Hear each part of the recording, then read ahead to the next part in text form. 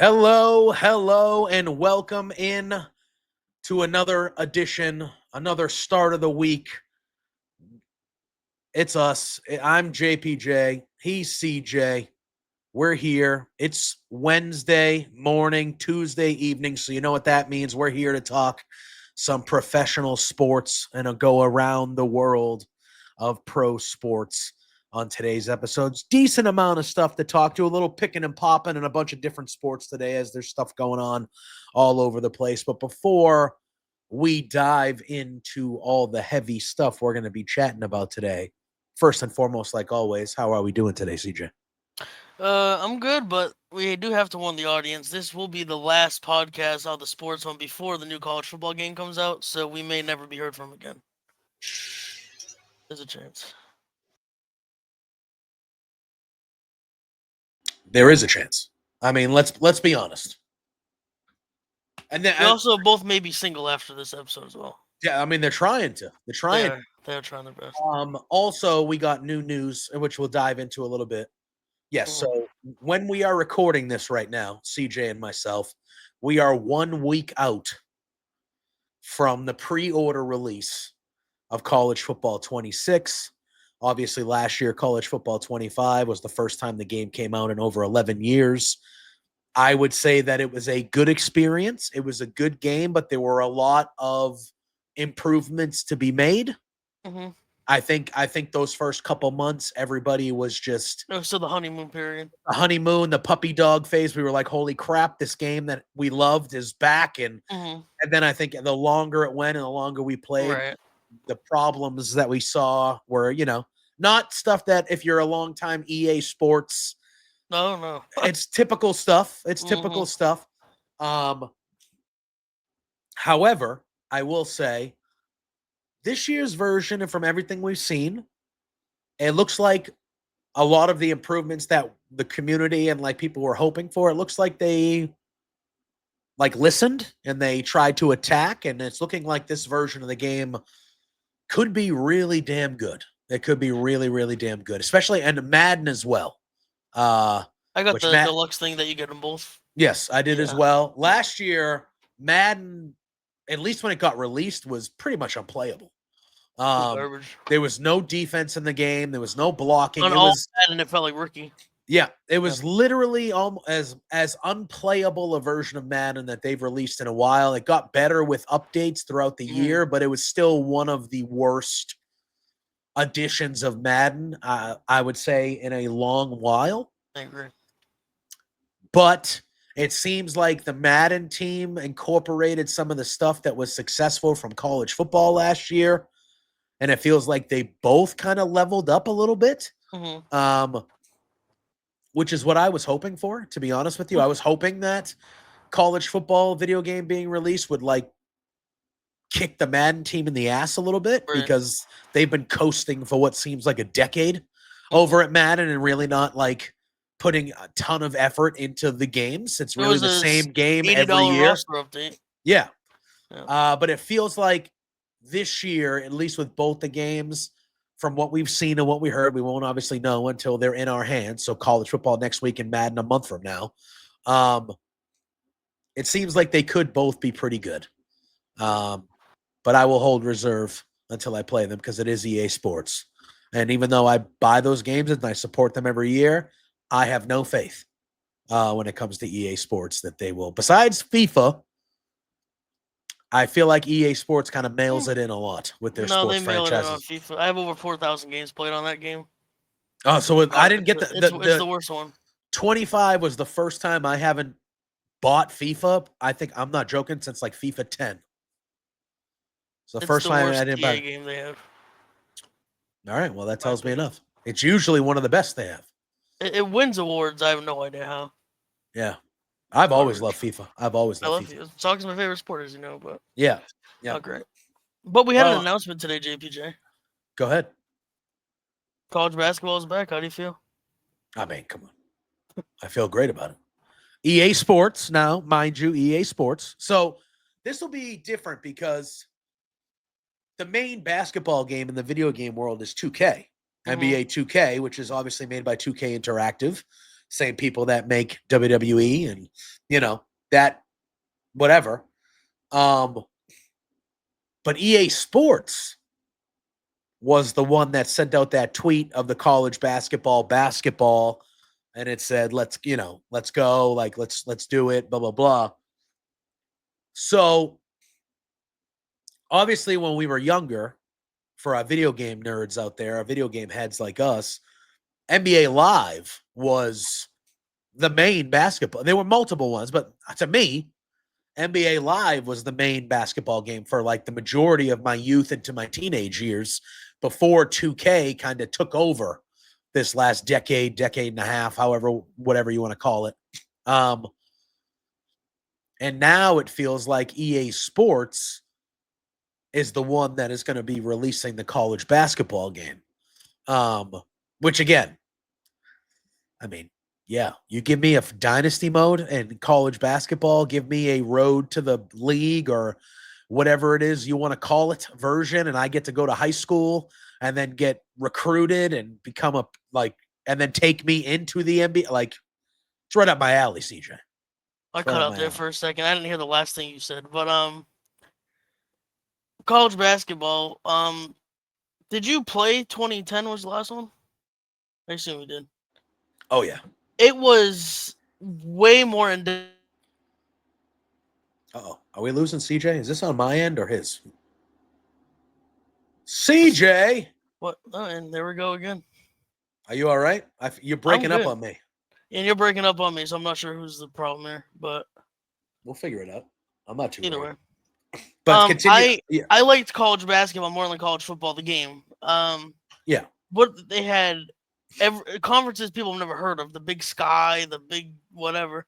And then they also had a thing where you could start at a school like that in the Big Sky. If you did good and made the tournament, you could go to a bigger conference. They invited you to do bigger stuff like that. So you never know with these sports games, especially with EA. They like to go less depth for some reason when they make new games. They like to take good things away. Like you said, the video game heads that are listening to this, the old Maddens, when you were doing a franchise, you go through the menu. They had like a radio show breaking down the week that was in your dynasty, and just let's get rid of that because it was a cool thing. So I'm hoping it goes back to the bones of NCAA 10 basketball, where you could do all these insane things. But I wonder if them having the real players skews that a little bit, where you certain things like you can't edit the players and stuff. Obviously, like in college football last year, you couldn't change the overalls and stuff like that. Couldn't change like the gear they're wearing, etc. But I hope they keep it as in depth because, like I said, EA likes to take the depth out of their games nowadays. Yeah.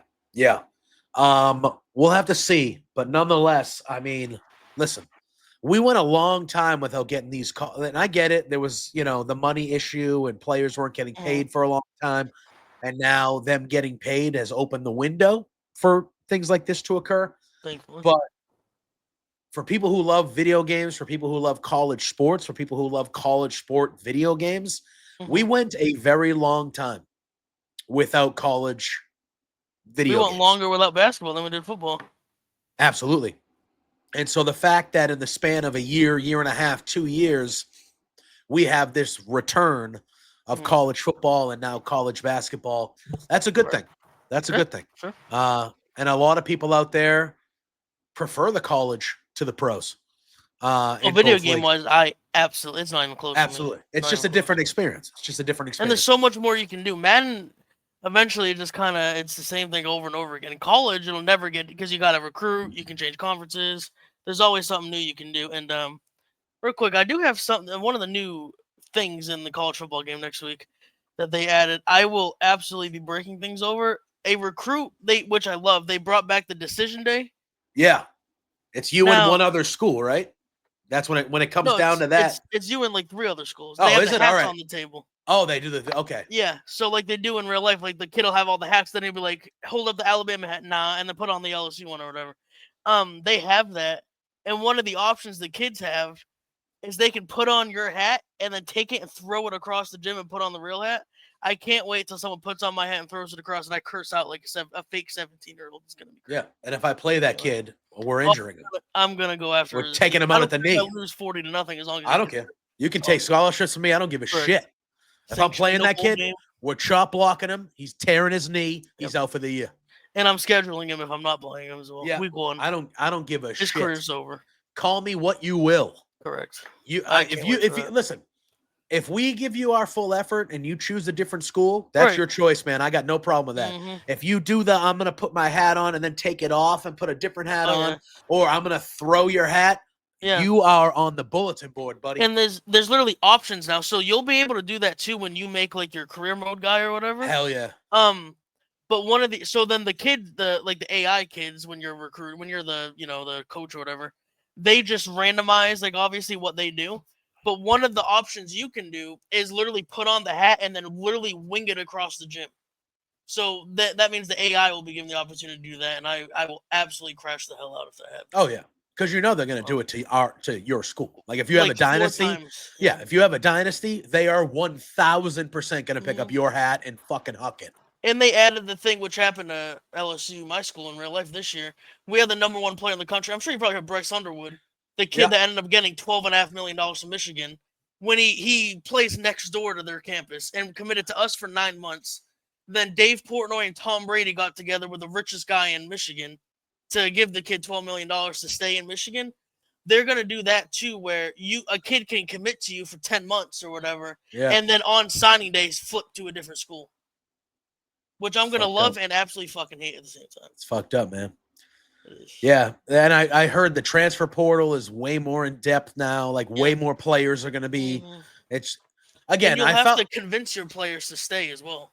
Yeah, which they kind of had that last year, but not really. No, you based on how good level your coach was, you had persuasion chances, and if I said, if you had a better rating, you had a better chance. But it wasn't like you had a conversation with them. It was you clicked a button, and then it would just tell you whether they stayed or not. That was it.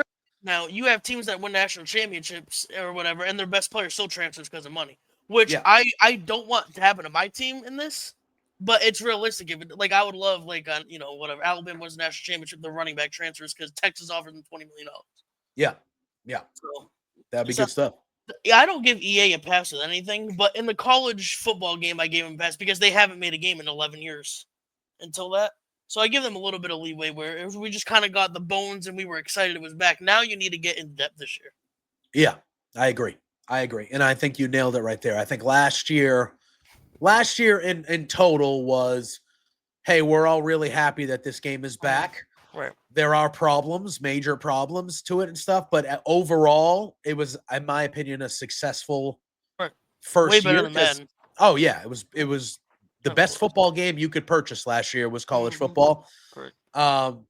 And like you said, it was the first time it came back in 10, 11 years. So it deserves a little bit of a buffer. Right. Now, if they come back out this year and there's the same game or the same problems, then it's like you're doing your bullshit that you do with Madden. Yes. You're right. And I don't have time. I was willing to give them a pass because they haven't made a game in 11 years, so we'll see. Yeah. So we got that. We got the college basketball game that just got announced today, which is very exciting. Mm-hmm.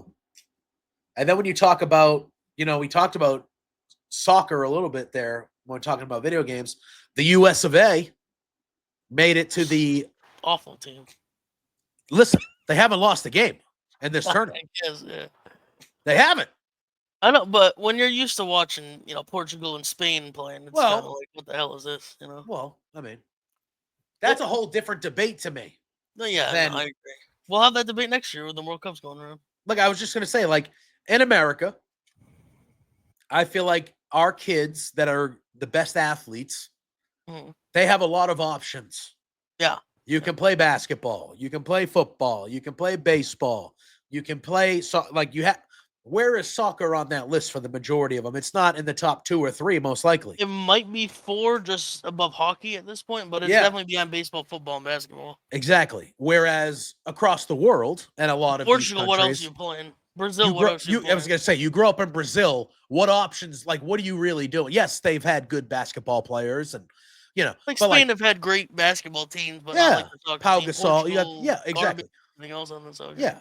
But around the world, yes, there are other sports than soccer in these countries, but soccer is the national sport of the world. It's our football. Yeah. So if you grow up in Brazil, a Portugal, a France, a Spain, any of these countries, you grow up playing soccer since you were 3 years old. Now imagine in our lifetime, our LeBron Jameses, our Kobe Bryants, our Rob Gronkowskis, our, these next level best of the best players. Imagine soccer was the only real sport that they were going to choose. I think we'll have a couple of those eventually. Maybe. Some kids that grow up watching. I mean, Ronaldo and Messi kids are kind of too old now to switch to soccer. They're probably like 20. But I don't know when they see. I think the World Cup next year could do a lot for American soccer. Like 6 Not or if we 7-year-olds, suck, though. I don't think it matters because if a 5 or 6-year-old's dad takes him to a couple of the games, like holy crap, man, they're watching it. Like I want to be him, type of thing. Yeah, I think that could. It ain't gonna hurt that it's in America. No, absolutely not. But if the U.S. goes out there and fucking blows like we expect them to, it's not going to be great. You also you don't have to be born in the country to play for them. So you have to have so like for instance, if Ronaldo never played internationally for Portugal, because he played in England so long with Manchester United, he technically could have played for England even though he has no thing on England, no parents in England. So there could be a Portuguese or a Spanish family that move here, and the kid played soccer for 8 or 9 years, and then he moves to America when he's 13, 14, and decides to play for America. That could happen. Which would be dope. So, I would love that. I feel like that needs to be something that does happen. Imagine America had a legit chance to win next year. No. That would be that would be amazing. That would be insane. And soccer, I can't. No, obviously not. But there was that one year with Landon Donovan. We made it to like the round. They lost to Belgium in the quarters, I think, and Tim Howard had like 16 saves. Yeah, they lost 1-0. Balled out, but they couldn't score. Balled out, Tim Howard, best goalie we ever had. I think that would be cool if something like that happened.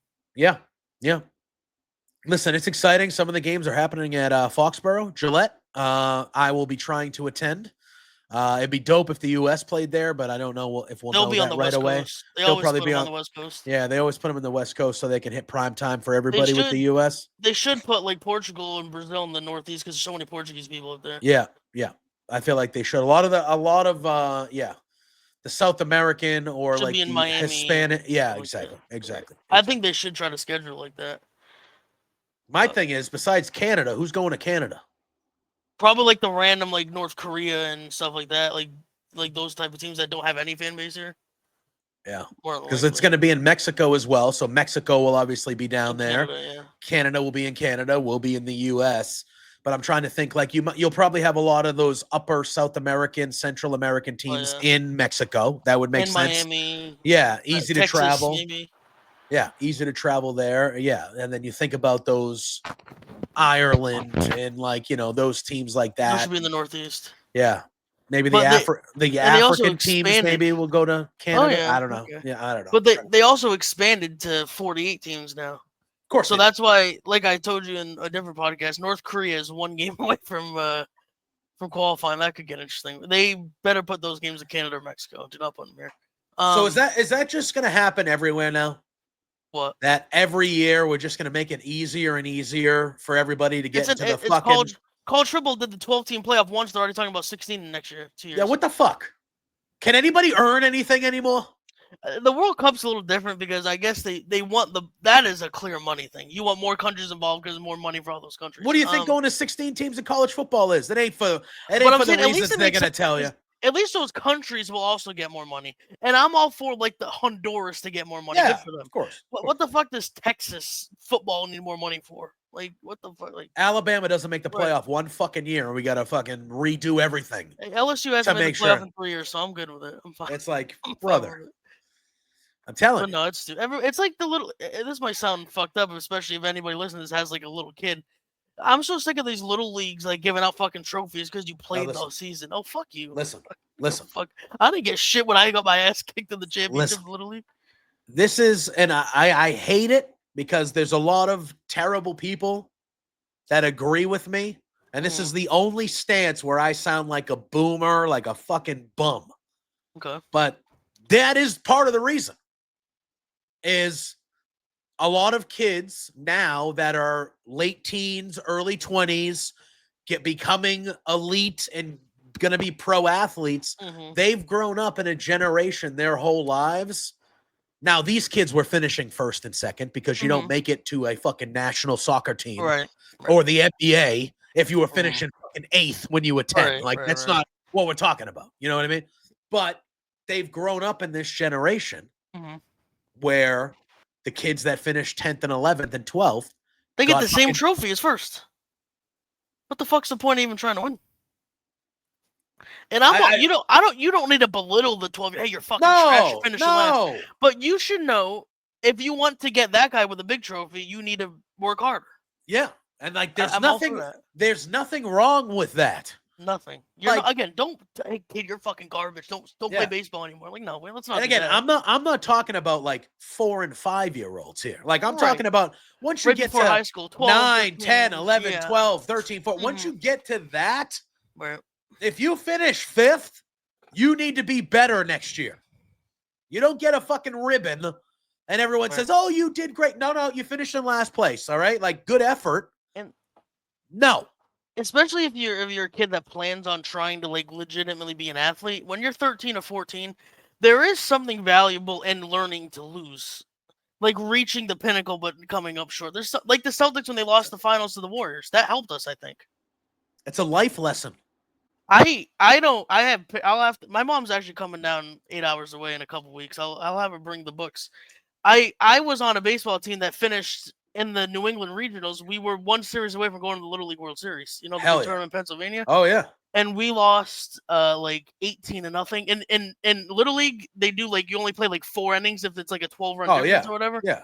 And you would have thought both of my parents died with how I reacted. I was the most crushed person ever. I was 12 years old and in town baseball, and I had made it to the championship series, and we lost.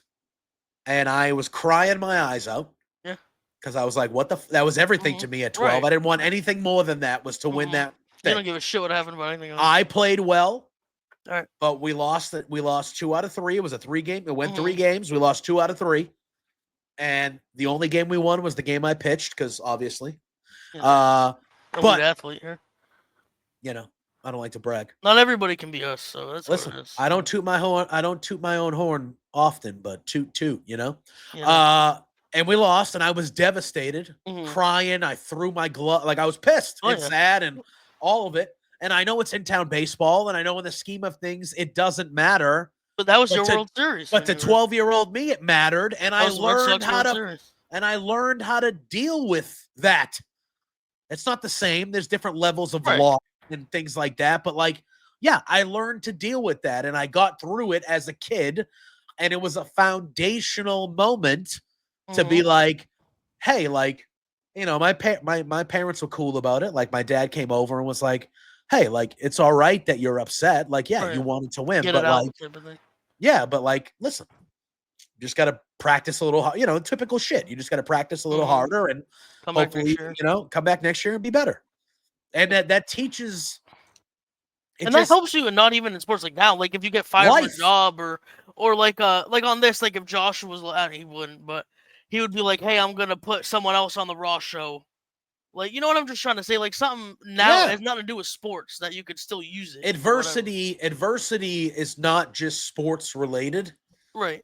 Like you said, kids have been told their whole lives that their shit don't stink. They're getting fucking ribbons no matter what they do. All this stuff. They come right out of college expecting to get that big job. They don't get it, and they don't know what to fucking do with themselves. Nope, they go back to live with their parents. Nothing wrong with living with their parents, but no, absolutely they don't even try to you know, go to class, get a higher degree, or what. They just go, hey, Dad, can I have $1,000? Like, they don't know what to do.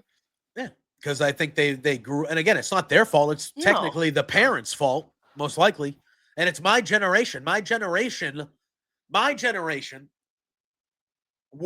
is the generation that not everybody, like, I had great parents, but my generation was the generation of like under parenting. So my whole generation over parented. It was like the generation of we're kind of in the same generation. I'm a little younger, but our parents were like the ones, like the hard asses And then our ages were like, oh no, everything's great. You're beautiful. Yeah. You're great. Because their parents, our they didn't want parents' to be their parents, parents. didn't even fucking really, not that they were bad people, just the Right, way right, it right. was back then. It's But just like, you were strict and hard yeah, asses back then. like Yeah. my parents, when they were kids, they didn't get shit. No, I'll be free. It's not like I'm not talking shit, but like my parents both. I mean, I wasn't there. Obviously, I wasn't there when they both got their ass beat when they were. Yeah, oh kids. yeah, oh and yeah. like our age, like our parents would never touch us, like type of thing, and stuff like that. And that's like a good thing. No, right, but I'm just saying that like, it shows you it goes from being a complete hard ass asshole to like, no, you go out with your friends till 10 o'clock. No, you're the best athlete I've ever seen. No, you're great. Yeah, if I was having a temper tantrum, there wasn't. And again, I'm not. There's good and bad to it. There's good and bad to it. 100%. But if I was being a little shit, and I was having a temper tantrum over some bullshit, my parents, my mom was more of a yeller. My dad was really my mom's a little Italian woman, so she was like, "Don't fuck with me." 5'2" Portuguese woman. So there you go. So my mom was like, and my dad was really the final say. If my dad had to say something, you knew you stop. Mom was the first line of defense. Yes, mom was the one that would yell and be like, "Hey, cut the shit together, or your dad's coming." Yes. Don't make me talk to your father. Right. I heard that sentence 1,000 Don't make me get your father. Okay. Or if you heard your full name too. Yeah, Joseph. I'd be like, shit. And your middle name too. If you heard the middle name and last name, put a helmet on. Yeah. Yeah. But like again, like if this is this could go down. We could have a whole non-even sports thing. But like, I'm not saying from a level where they were like, hey, don't show your emotions or we don't care about your emotions. Right. But at some point, my parents were like, hey, get it the fuck together. There's some things where it's okay to show emotion. Some things like you need to just lock the fuck in here. And it was like, at some point they would be there for me, but then at some point if I was going overboard or just being a bitch or whatever, they would be like, go in your fucking room, fucking deal with it, and come out when you're normal. Like we're not dealing with this. Like we were just talking about video games. Like if my mom couldn't afford a video game, and I would just lose my mind like someone died. It's like you need to go fucking figure out your life for a minute. But if I won 5 straight baseball tournaments, lost in the last game to make it to a nationally televised ESPN game, my mom understood that was like the most important thing in my life. Yeah. So like she knew to like calm me down and not just be like, "Hey, dumbass, go fuck." Yeah. And I just feel like now, and it's not everywhere, but now I see a lot of like, it's just a different thing. Now when I see kids throwing a temper tantrum, it's like the parents. It's like well, yes, I feel like it's always kind of been that way. Right. But like I feel like parents, more times than not, I will see like going out of their way to give the kid whatever they want to make the kid get back to normal. Whereas like my dad, if my sister or me were acting up, he would give us a warning. And guess what? If we didn't stop, we were fucking leaving. Yep. We were leaving. Like we were getting in the car. We were driving the fuck home. 100%. And he was like, you ruined that for yourselves because you guys were acting like a bunch of clowns. He obviously didn't swear and yell at us because he was a good dad. But like, it was very clear, like, hey, I know you're angry at me, but I'm not the reason we're going home. You're the reason we're going home. 100%. So figure that out. Okay. Now it's just like a team wins the championship in Little League, and then the 7th place team gets the same trophy the champions did. Like brutal.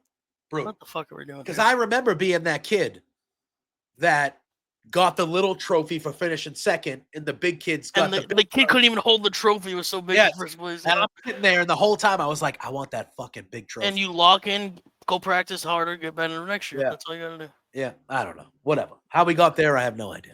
Hey, this show's all about Rant. You guys should know this by now. Yeah. Everyone's going to tune in at the wrong time, and they're going to be like, oh, a couple boomers over here, dude. Fucking hate kids. They're oh, shit. They sound like fucking boomers, man.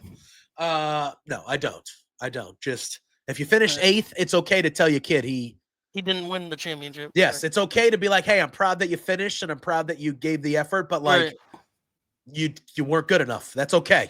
Because guess what? I still love all of us at certain things, there are going to be people that are better than us at those things. Except for us at podcasting. Yes. No one. Obviously. And no me, a 12-year-old little league pitching. Duh. But I was the best third baseman you've ever seen. At I played 13 years first. old. I was a pitcher and a first baseman. I was the I was- chubby kid, so first base I was third, and then they brought in like this like animal at third, so I moved to first, and I was like the cleanup. I gotta tell you, there's nothing better mentally than you go up to bat and you Hitting a see the bomb? other team. No, you see the other team's coaches telling the outfielders to back up. Oh yeah. I'm like, that's right, bitch. I'm like, And that's I'm right. like, yeah, you could. Yeah. I think I was a little cocky prick. Shocker, I know. Anybody that knows me. I think at one point I was playing the. I think at one point the coaches. I want to say it was the playoffs when I was in Little League, and for 3 at bats, they intentionally walked me Okay. to the Very point where, bold. and I was like 10. All right. And my dad, it was not one of those parents that, because parents ruin it for everybody, because especially like the parents are the worst. But yeah. my dad was not one of those dads that chirped or did anything. Like if I got taken out of a game, usually it didn't happen. But if I got taken out of a game or there was a bad call, my dad wasn't one of the parents that was like, it would cause a scene. That's not who he was. Mm-hmm. But this team intentionally walked me for like the 3rd time in a row. And my dad, the only time I've ever seen him get mad, he was just like I don't even think he just said something like, gee, he just said something. Yeah, just some bullshit. Yeah. And everyone kind of looked at him and he goes, he's 10. He's 10. Yeah. And then the next time I was up, he said before I even got in the box, he goes, you're going to walk him again? And then the coach didn't. Mm. And he told the kids, Yeah. hey, back up. And I hit a bomb. Mm-hmm. And when I hit a You bomb, ever a home run? Huh? Oh yeah. Oh yeah. When I hit the bomb, when I Mm-hmm. was running to first base, I passed the opposing coach and I just stared at the coach the whole time I was running to first base. Yep. Yeah, I just stared at him, and I was 10, mind you, and this was like in the 90s 10. So you're from Massachusetts, not like nowadays. Yeah, not like nowadays 10. Nowadays you go to a little league field, they got fucking arm bands and they got. I'm like, these kids are styled like I'm like, what the fuck? I didn't even wear batting gloves sometimes. Like I was like, I couldn't afford that shit. I thought like a cool like accessory thing was like sometimes I'd roll my socks up. That's about it. They got high stockings. Right. They got like colored gloves. They got like Jordan cleats that are $300. What the hell? I got sneakers up there that are like $400 or $500. They have cleats that are like $600 and shit. Jordan. Bruh, I was like, huh? What is happening? They got like specialized helmets and nuts. It's nuts. But I feel like that's also, when you talk about like athletes and like going up in the system, getting to the pros and stuff like that, that whole thing is different now too. Because now once you get to a certain level, age-wise and talent-wise, like you're in all these special leagues where you're playing with like, like the hockey draft just happened, right? And on Friday, and the Bruins had the 7th pick, and this kid that was projected at some point in the process to be even maybe potentially the number 1 pick overall, James Higgins, he dropped to us and we took him. And he went to BC. Well, here's the thing. It's more alludes to your point. He's not even at BC yet, and he's getting drafted. Yeah, exactly. He's starting his freshman year at BC this winter or this fall, whatever the hell it is. I thought he already had 1 year. Nope, it's his first year at BC. All right, I thought he played a year. He committed there. Either way, it's just like I don't know. It's just once you get to like your teenage years or stuff like that, if you're at that level where you could potentially be a pro athlete, you're not playing against guys like me and you. No, and then you also see, like we're talking about with the college games coming out, recruiting. These kids are getting recruited by Alabama, LSU, and Georgia at 14 years old. Like, yeah. There's a kid that committed to, I think, Georgia or something that's in the class of 2028. So what is that kid? 14, 15 right now? Yeah. If he's going to high school in 2028? Yeah. That's like, crazy. Yeah, they're not recruiting me and you in 4 years in advance. No, it's just not happening. It's just not happening. No. But, all right. With that being said, let's take a journey around some more sports here. Big trade in the NFL this morning, CJ. Yeah. Involving 2 teams I don't like. Nope. Not the first time that these 2 teams have made a trade. Or for a similar player. For the same player, yeah. Because way back when, the Miami Dolphins traded Minkah Fitzpatrick to the Pittsburgh Steelers for a first-round draft pick, which I actually thought was a good trade for everybody. Yeah. Because they got a first-round pick, and Minkah Fitzpatrick is a stud. Still is, yeah. Yeah.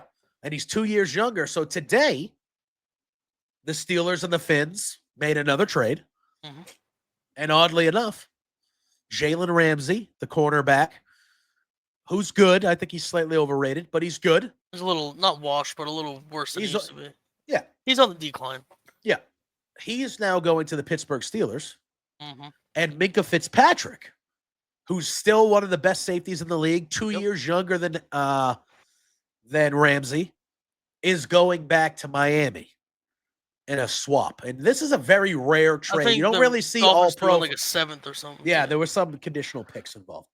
You very rarely see an all-pro for an all-pro type trade in the NFL. That's an NHL trade. Yeah, so it's very, very rare, but a big trade nonetheless. Mm-hmm. So instead of dealing with Jalen Ramsey now 2 times a year, our Patriots will have to be dealing with Minkah Fitzpatrick. I'm fine with that. I'd rather deal with a good safety than a good corner. So you think? If I'm the offense, yes.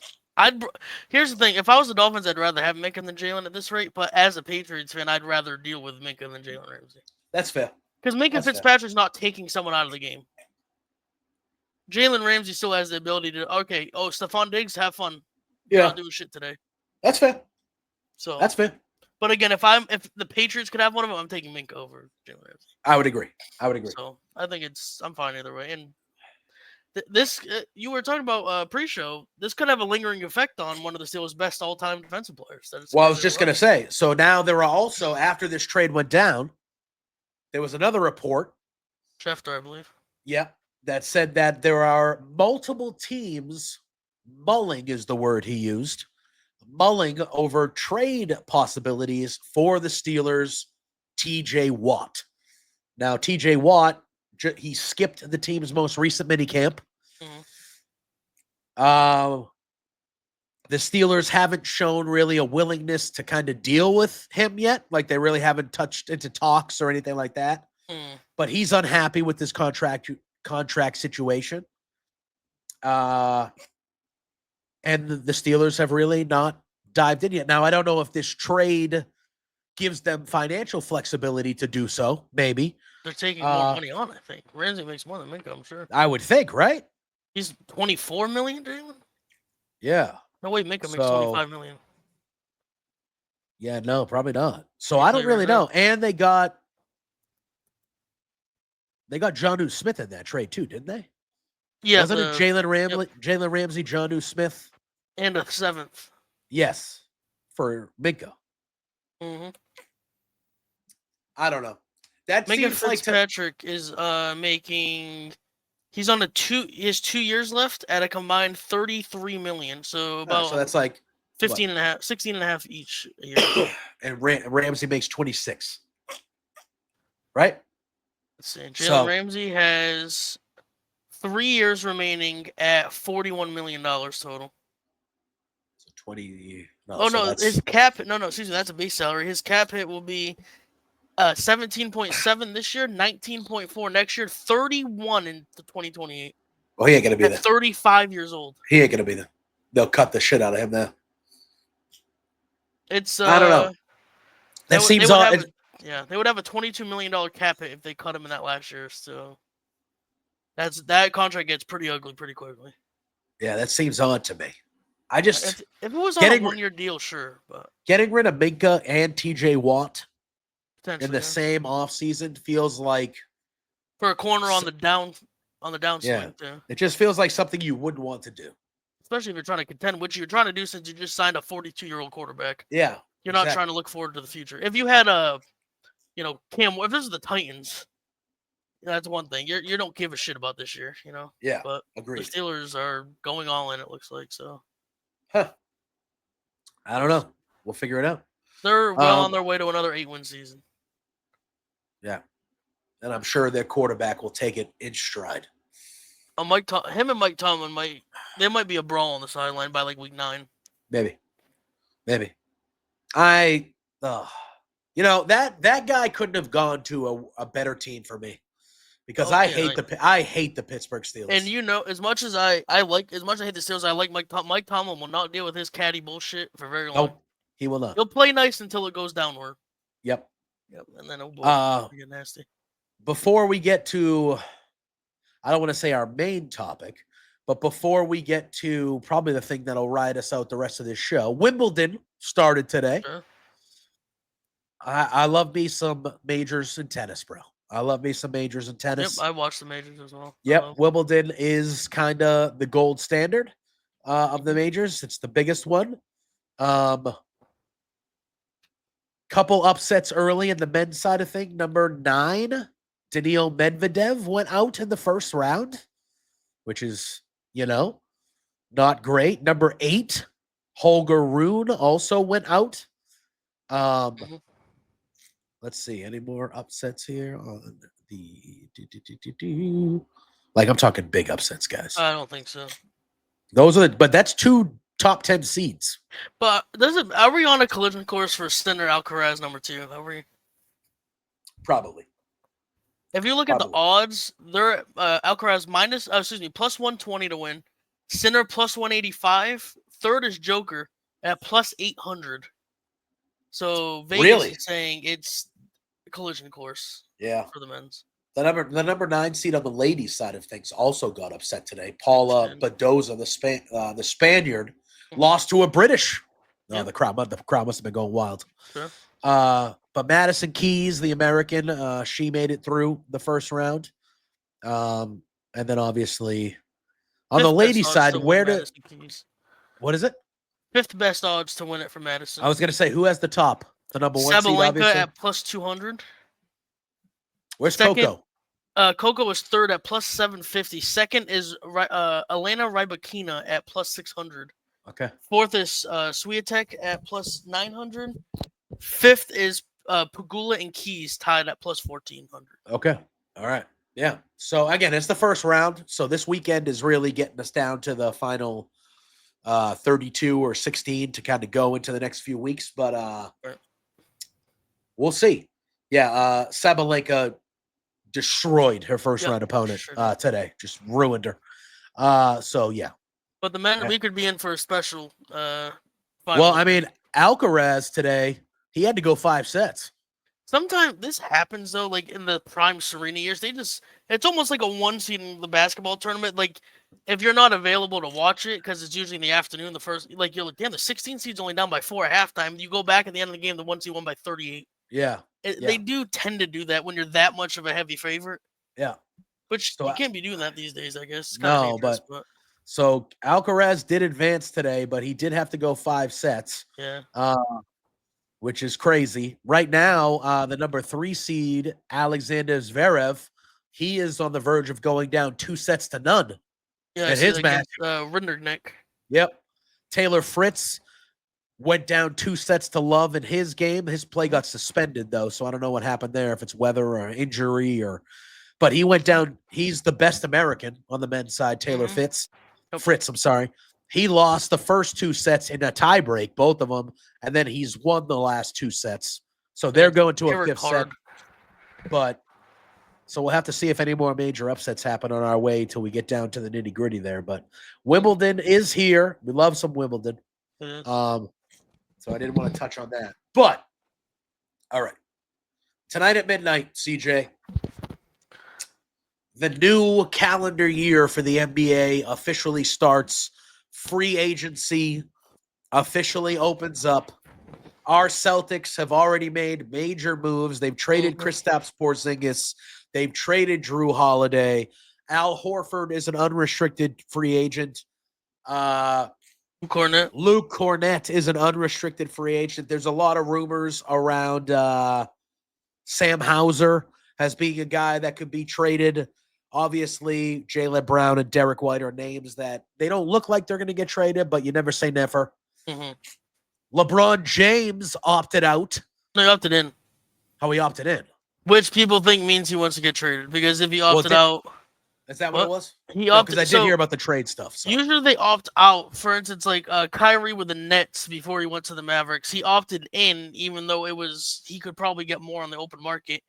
I don't understand. Again, there's cap nerds. I don't know more than we do, but by the way, we love cap nerds on this show. That's said in jest. We love nerds on this show. there's some, the NBA has so many like aprons and exceptions. There's so much stuff going on. But anyway, him opting in with the Nets pretty much confirmed that he wanted to get traded, and then sure enough, he got traded to the Mavericks 3-4 months later, whatever it was. But then Rich Paul came out right after you saw the statement he had, his agent, LeBron's agent. That's what I'm looking for right now, so I can read it, but I can't find it. He said, he appreciates the relationship he's had with Pelinka and Jeannie Buss over the last 7-8 years. But LeBron is more focused on winning, obviously, since he's about to be 41 next season, at the middle of next season, December, I think. And he thinks the Lakers are going more towards a future, since they just traded for Luka. They traded a 33-year-old Anthony Davis to 26-year-old Luka. Dorian Finney-Smith just opted out, one of their key role players. They kept all their picks and don't connect as of now, which is like their young assets. So it doesn't look like they're moving them for an older, more reliable veteran. So who knows? And if you want to play a game here for me, where the hell would he go in a trade? And what are you giving up for a 41-year-old? What are they giving up for a 41-year-old? For what for a fact it's going to be 1 year, and he's 41 years old, and you have to make $55 million to work. Well, that's the thing. I don't think anybody is financially ready to just do that. It would have to be Jared Allen, Garland, which the Lakers absolutely need a center. So Allen, money, and I can tell you right now, actually, thank you to Spotrac, might be the best thing going. Let's see real quick. This is what you get on the podcast. You got live trade reactions here. Hold on. All right, so LeBron makes $52.6 million on his option. Obviously, the Cavs are paying 1,000 people. Yeah. Jared Allen, DeAndre Hunter, and Max Struss would do it if they wanted to keep Garland, but do the Lakers take that, obviously? Well, that's the thing. Are you just dumping the salary, or are you trying to get Pete? Like, Garland is a good player that could, like, be a part of your – if he's the third best guy on your team with Luka, and then there's a middle guy. Austin Reeves. How useful is Garland off ball is the thing. That's fair. Jared Allen is a no-brainer. One, for salary, and two, they need a center just as bad as the Celtics need a center. Yeah. Yeah, if we don't bring back Horford or Cornette, which the rumors are Horford might go to Golden State, Cornette might go to the Spurs. Who's playing who? And I understand next year. I have a potential suggestion. You might hate this. I feel like a guy like you would hate this. Do you know some guy that just got bought out yesterday? Batum? No, he just re-signed with the Clippers. 2 years old. By the way. This is a number 1 overall pick 5 years ago. Number 1 overall pick? DeAndre Ayton. I wouldn't hate him. He's like 80. Here's the thing. That's a guy I see the Lakers should be going to. But that is if the Lakers get their center in a trade with Dalton Connect in their first-round picks. What if he agrees to a 1-year exception, which is about $14.5 million, I think? Yeah. Here's the thing: the Celtics are a playoff, they're a guaranteed playoff team. Jason Tatum could die tomorrow. It doesn't matter about his Achilles. They're gonna make a top 6 seed with just Jaylen Brown and Derek White, me, you, and my aunt out there. They're gonna make a top 6 seed. DeAndre, and he can't look worse than he has in Portland or Phoenix. He rebuilds his brand. He plays on a winning team for the first. I know the Suns went to the finals, but the Suns are not a winning organization. Yeah. You don't have that much pressure on. You're not seen as the number 1 pick savior like you were with Phoenix, and then when Portland traded for you. You're third-ish, 4th option if we keep Simons. He's probably the 4th scoring option on the team. Yeah. He'll only be 27 at the end of the year. He can go sign his big 5-year, $30 million a year. Some dumbass team will give it to him if he has one good year with us. Like a Hornets or whatever. I think it could be a win-win for him and us personally. Yeah, I mean, look at we're gonna need a big man. We can't. We've already traded Queta, and the rookie we just drafted in the second round would be the only 2 on the roster. That's not good enough. You can't do that. You can't do that. So we're gonna have to figure something out. Obviously, if LeBron's name is being thrown out there now, in trade rumors and all this stuff, I'll give him Sam Hauser for LeBron. Yeah, I mean, the Raptors fired their vice. But the day after the draft, so they let him draft 3 players, and then all right. Yeah, they fired him. Yeah, which is just weird. He won them a championship. I know they haven't been great since, but he won them a championship. And he's, by the way, seen as like the savior of that organization, Messiah. Yep. So that's a big name out there, but he's gone. We have a trade 9 minutes ago in the NHL. Really? Mitch Marner has gone to the Vegas Golden Knights. Wow. They finally did that sign-in trade they've been talking about. Really? Let's see what it's for. Holy crap! Really? He had 27 goals last season. I like Mitch Marner. I was hoping the Bruins would be in on that. He's a kind of a loser in the playoffs, though. Yeah, but that's because he's in Toronto. Fair enough. They're all losers. It looks like since it just came out, we have nothing on the return yet. Yeah, it's for Nick Roy, center Nick Roy. Okay. Straight up. Never heard of him. He's pretty thought after. Let me see what his stats were. Wow. All right. Nick Roy is a 28-year-old. He's about to turn 29, and let's see what he did last season. 31 points for the Knights. That's not great. He's never scored more than 41 points in a season. Okay. All right. Yeah, it definitely sounds like somebody you should trade Mitch Marner for. One of the best goal scorers who is 27 years old. Yeah, sounds about right. Hey, Maple Leafs getting worse. I'm never going to complain. No. Well, they're going to sign Brad Marchand. So. No, the Bruins are, yeah. I don't know. I heard some of the rumors today that said that he has magic. They said he's got mystery teams out there that might offer him $9 to $10 million a year. I'm all right on that. The Bruins offered him $6. I saw that. A new deal just came out with the Mitch Marner. He will sign an 8-year, $96 million deal with Vegas. Well, damn. $12 million a year for Mitch Marner. He will be 37 at the end of that deal. Okay. All right. Do you know today at Wimbledon, a Frenchman who goes by the name, I'm going to get this wrong, who goes by the name of Giovanni.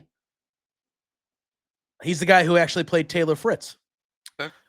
Pericard. Okay. He hit the fastest serve ever recorded at Wimbledon. 153 miles an hour. I saw that. I did see that. First of all, he's 6'8". Yeah, he's a big boy. Wow.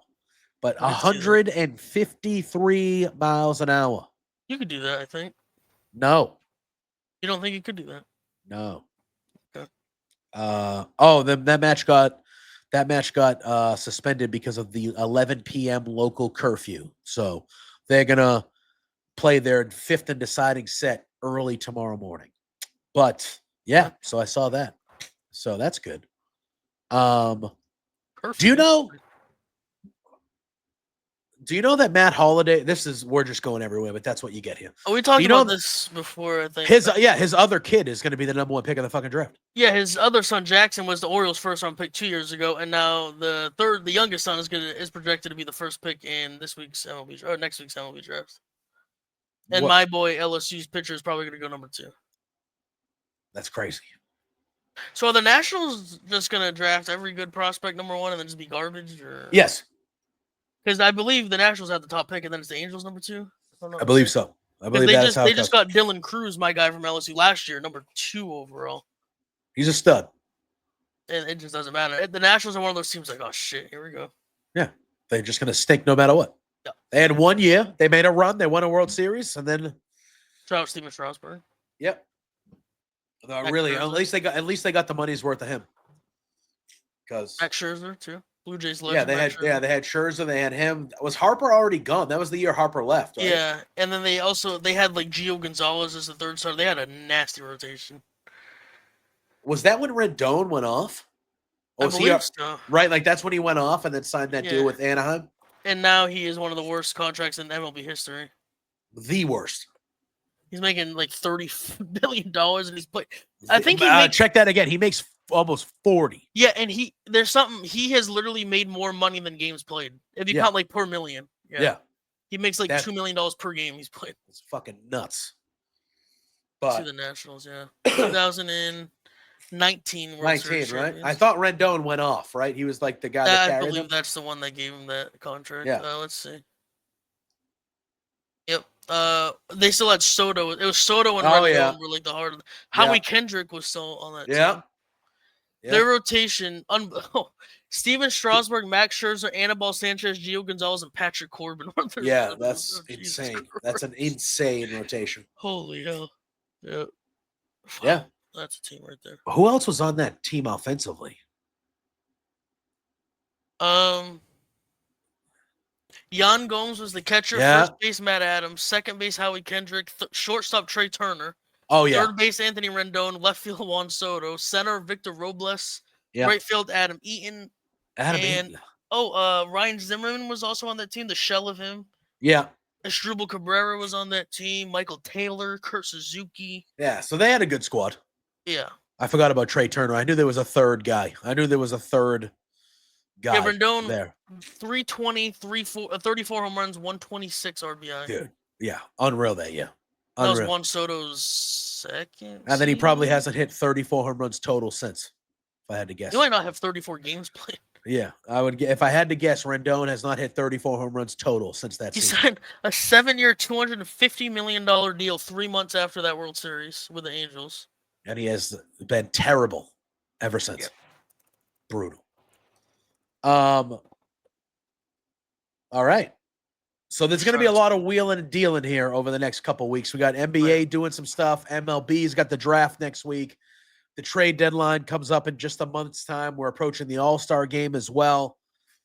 Yeah, your Blue Jays took 2 out of 3 over my Red Sox over the weekend. And in typical Red Sox fashion, we scored more runs than you, but somehow lost 2 out of the 3 games. So bless.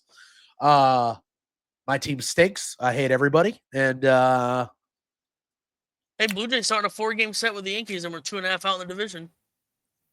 Could be a good for you, man. The weekend could end. We could head into the weekend. First place Toronto Blue Jays, and this podcast will be embarrassing to listen to next week if that's the case. Hey, man. Hopefully one of us can be happy about baseball because it's a miserable time over here. So, but anyway, anything else that we missed in the world of sports that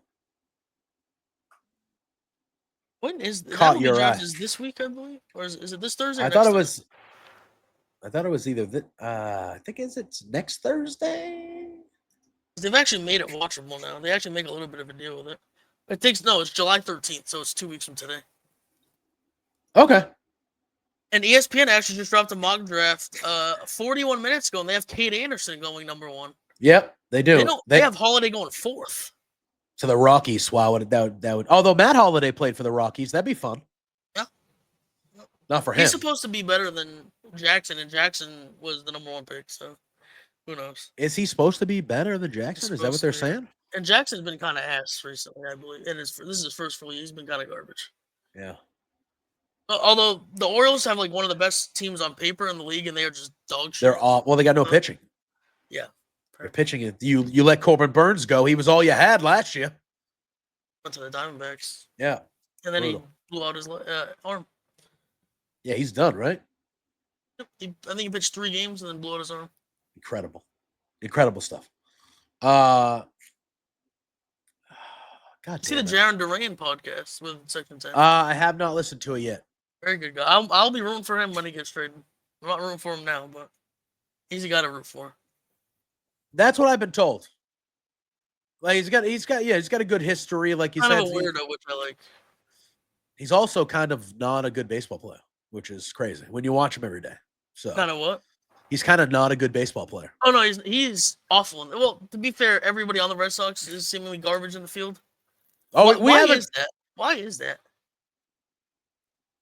Because Rafael is like amazing in the field, and the other 8 are just complete garbage, no matter who's playing. You know why? Because from the top to the bottom, we have a fucking trash fire of an organization. Did you see Breslow talk during game? Was it? Oh yeah. Was it the opening game of ours? I think it was the first. I think it was the Friday game. Yeah, I saw. Yeah, I saw. You know what he sounded like a fucking robot. Yep. Oh well, they're talking. Oh, how does it deal? Like, first of all, if you don't bring, I'll let you go first. But if you don't bring this up, I have to bring something up that you said. Go ahead. I think this is where you're going with it. First of all, and I'm a little under the weather today, if you guys can't tell, so I'm try not to yell because I'm probably going to cough and I'm stuffy. I'm not feeling great.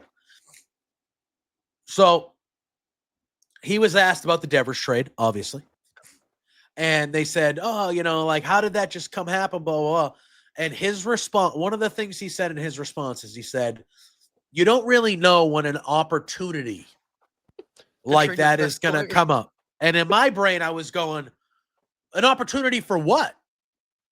What is that an opportunity for? To dump the money. If you said no and in 3 weeks offered that same trade to the Giants, they're going to say no? Yeah, and then he also said later on, so first of all, he's using the words like opportunity. Flexibility. Like, oh, it was an opportunity to trade your best player for nothing? It was an opportunity. Right. That's an opportunity. No, it's not. JPJ, I will offer you the opportunity to send me $5,000 right now. Yeah, like that is not an opportunity. It's not an opportunity. And then later on, he's asked something else. Oh, God, I'm going to forget what I was going to say. Later on, he's asked another question. And he's like, oh, well, we really like the players we were getting in return. And then again, like, he was basically asked if them picking up the money was a part of the deal. And instead of him just saying, yes. Which everybody knows it is, he's like, right. Well, no. You all sound the same. You sound like fucking robots. He said the single dumbest thing I've ever heard a GM say. He said, they asked him, how do you play? They said, okay, now that the money's off the books, how do you plan on, because they did the little Zoom call because they were in San Francisco or whatever the day after it. He said, we plan to reallocate that money or whatever. So he's saying we're going to buy at the deadline, essentially. So shout out to Dave O'Brien and Will Middlebrooks. They kind of pressed him for a team commentator. You don't expect that to happen. Yeah. But he kind of pressed him. He's like, how do you plan on reallocating those funds? You mentioned you're going to resource the money, whatever the hell he said. And he said, well, we plan on waiting to the deadline because more teams get desperate and offer more prospects and packages at the deadline. Then why didn't you wait to trade Devers until the deadline? Precisely. So you're going to sit here and tell me that if you hold on to your players until closer to the deadline, and it's not like you'll 6 get months more. away. It was 3 weeks away from the deadline. We're not 2 years away from the deadline there. You'll get more. Right. So if you're telling me that, Craig, why the fuck did we trade Rafael Devers 5 weeks before the trade deadline? He verbatim said teams get desperate because, injury, like the cautious thing that happened to them. What if Vlad Guerrero blows out his knee in July 12th and we want Devers or something? You know what I mean? So he admitted teams will pay more and get more desperate at the deadline. He said those words verbatim. And I'm thinking, so you traded your best player a month before the deadline for what fucking reason? Yeah. He needs to stop going on. He's trying to go on this fucking media tour to sound. That's what they're doing. They're rehabilitating his image. He just needs to shut the fuck up. He sounds dumber every time he talks. I agree. But that's what the Red Sox have been doing all weekend. He did an article with the Globe. There was he talked with Carabas on the field. There was and that was Red Sox cameras making sure they recorded it to show it. He's talking to the boys. He's talking to the cool guys that everyone likes. Right. Like, they are rehabilitating his image because that article from Passon came out that made him look like a fucking clown. Because guess what, guys? He's a fucking clown. And he made himself look quite like that on that Zoom call the day after the Devers trade as well. He is a clown. He's the same guy that Chaim Bloom. They're the same guy. Except Chaim Bloom sounds a little, he didn't trade the best player for legitimately nothing. So. Well, I mean, he traded Mookie for legitimately nothing. Fair enough. But again, that was a different situation. Yeah, it was. They weren't re-signing him. Devers is already re-signed. For 8 years. And he's not 38 years old. No, totally could have traded him at the deadline. Totally could have traded him in the offseason for a fucking haul. In 2 offseasons. If you wanted. But where he admits you could get a better deal in a month, by the way, too. Yeah. All right. Before I start yelling, we got to get out of here because oddly enough, tonight, we are recording on Monday. Monday Night Raw starts in like 10 minutes. In 13 minutes, Yeah. Raw starts in like 10 minutes at 6 p.m. tonight. We're not doing a watch along because of the early start. 7 a.m. we're talking. And I'm dying. And he's about to pass away. Yeah. But that is, we can't go a sports episode without talking about Rafi Devers. No, we will make sure. It's just a conversation that's never going to die around Boston, around it. Well, it's never going to die. Red Sox were swimming and winning 10 out of 12. No one would say a fucking word about it. Yeah, but they are 4-8, I believe. Yeah, I think the Giants are also 4-8. They're both kind of shitting themselves after the trade. Yeah. It's crazy. It's crazy. It's almost like trading your best hitter is not the smartest thing to do. And you guys are losing 5-3, 4-2, 3-1. Like maybe a Devers bomb could have changed those games, or maybe a top 10 bat in the league would help in those situations. I feel like you would think, but who are we? I have never been happier to see that lineup card come out when I'm playing the Red Sox and I see like Romy Gonzalez batting third. I just kiss my TV. It's beautiful. Yep, I bet. How do you think I feel when I have the Blue Jays, Romy Gonzalez? You know, the Blue Jays broadcast, because on MLB TV you can choose which broadcast you listen to. Before we get out real quick, just to rub it in a little bit, because I love doing that. They said they were looking. This was Friday when they got they talked to both teams, the broadcast teams. They asked. I don't know if they talked to Core or one of the Andrew Bailey, one of the other staff members, coaching staff members. They said legitimately what happened to they used to look at the lineups when they go to Boston, be like, okay, we got to face Ortiz, Ramirez, and then Devers, they're like, Bogarts, what the fuck happened? Right. And then wait, you guys have Rob Refsnyder batting fourth? Was that a typo? No, they legitimately said that. They're like, and then of course they score 15 runs. So, but that doesn't matter. The Blue Jays were just clearly off their fucking ass pitching that night. But if we beat you 15-0, it'd be kind of you're not 15 runs better than anybody. No offense. No, it's just they looked at the lineup card and they legit thought it was a joke. You're like, where's Bogarts? Where's Mookie? Where's Devers? Where's Ortiz? Where's Ramirez? They're like, Rob Refsnyder's there, and Abraham Toro, good, ended up actually playing pretty well. Carlos Narvaez, baller. Oh, he's unreal. He's gonna make the All-Star game. You look at that card, you're like, shit, we might get a sweep here. Before you're like, I hope we get out of Boston with one win. Yeah, and that's been the problem here for half a decade.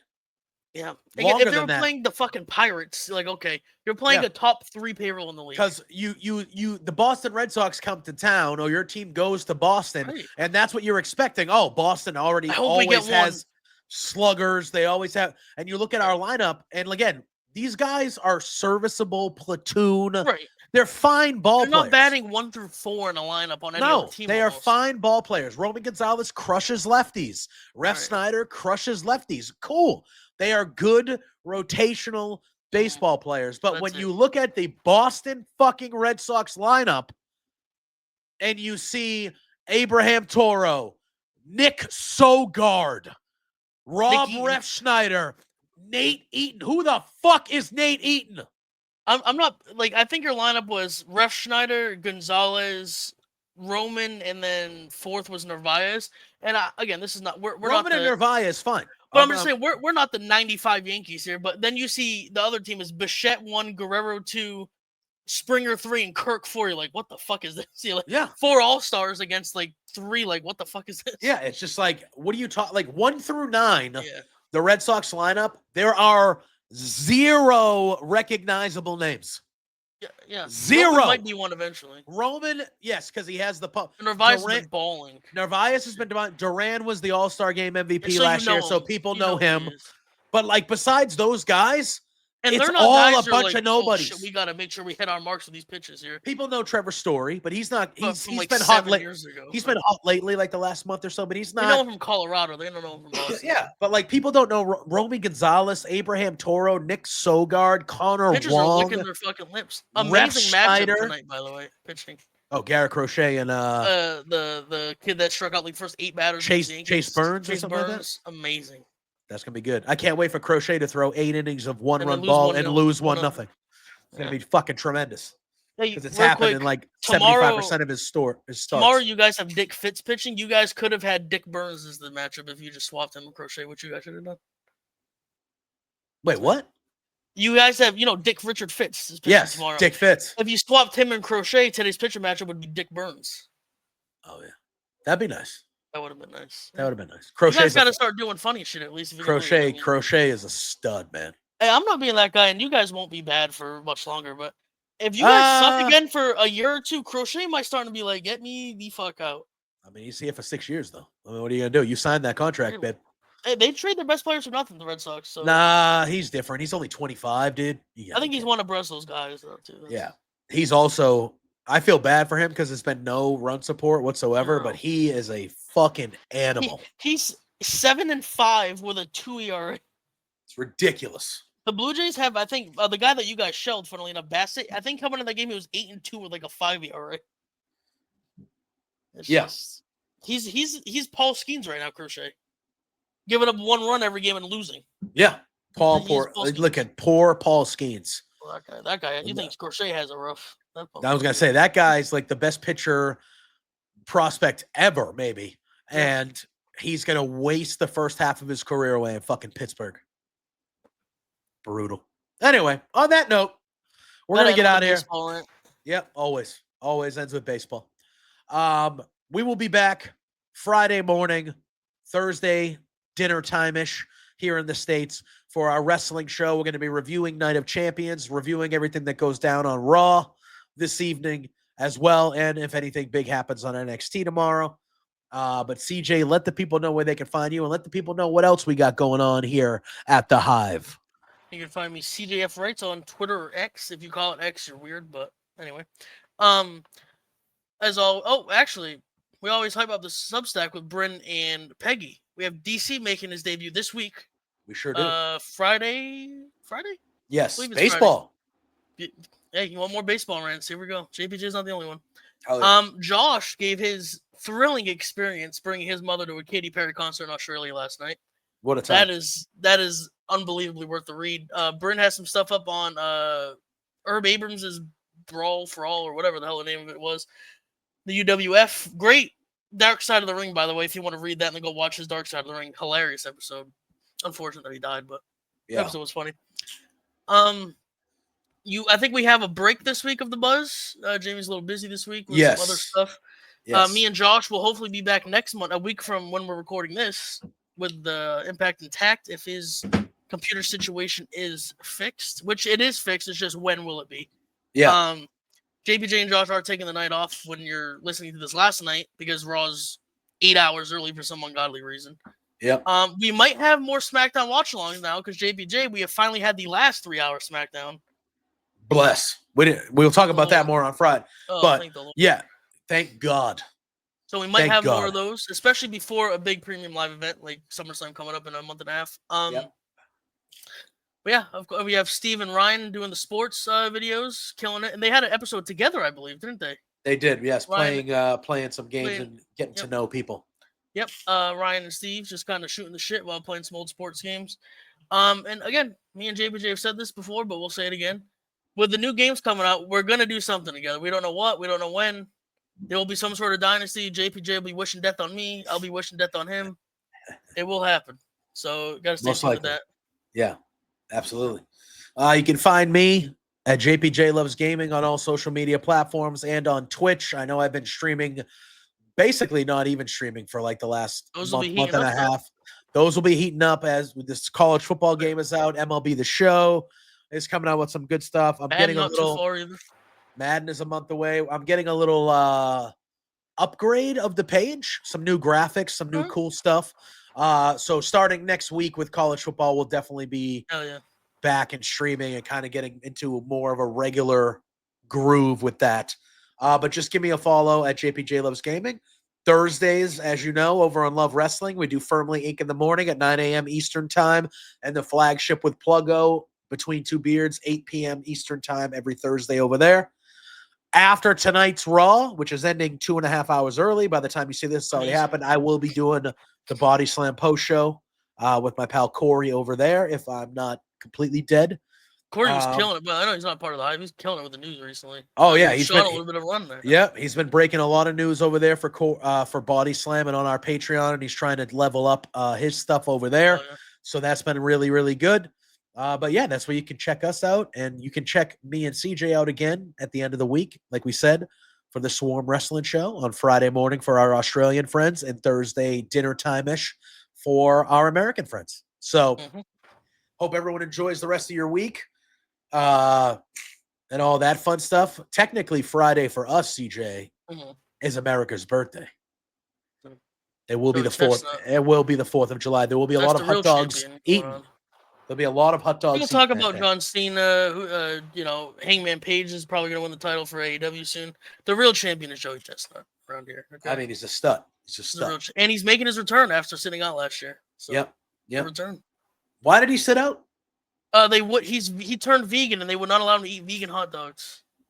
And then a year later, he was like, "Fuck that." He said, "Oh wait, if I don't have the 4th of July, I'm pretty irrelevant." So Yeah, he's like, it's the only thing I do. The only time I'm ever famous. So let's fuck the veganism. So he's like, I won't be vegan for one day. At least one day. He'll go back to eating lettuce on Saturday. So yeah. But anyway, on that note, hope everyone enjoys the week. We will see you at the end of the week talking some pro wrestling. Enjoy the rest of your week, and we shall see you soon. Follow us here at the Hive. Follow CJ and me, and we'll see you babies at the end of the week. Peace.